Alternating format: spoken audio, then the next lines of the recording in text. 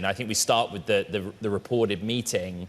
But right now, there is constant headlines about Anthropic's relationship with the federal government.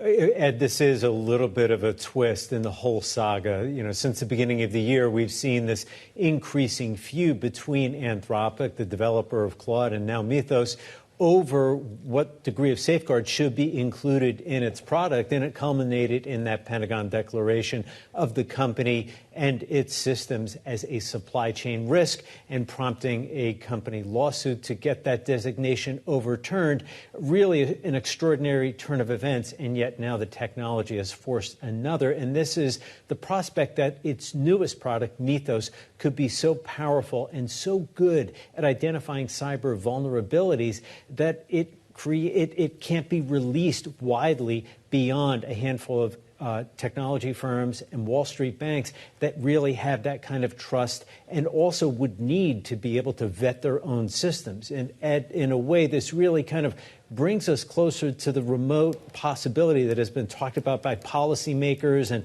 and others for years, that there could be a devastating cyber attack that takes out critical infrastructure or disrupts the financial system.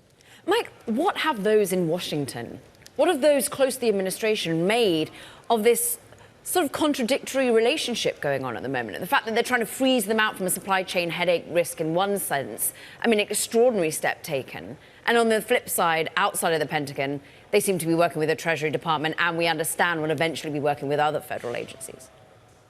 Well, this really is the question of the moment, and it seems to be that they are looking past the conflict that they're having between the company and the Pentagon for the moment, simply because they need to. The urgency of it requires that the Treasury Department not only engage and test the system on its own networks to make sure that there are no vulnerabilities there. Remember, the Treasury handles all manner of payments to U.S. citizens, Social Security, you name it, and then also performs critical market functions that could be disrupted if hackers were able to penetrate those networks. So they really have an agenda, and so do many other agencies. So for the White House to line up access, which it currently does not have, to Mythos for all these agencies is something seen as important, and it is putting in the backseat this whole question of whether the Pentagon should be insisting that Anthropic drop its demands for safeguards on its products and military use.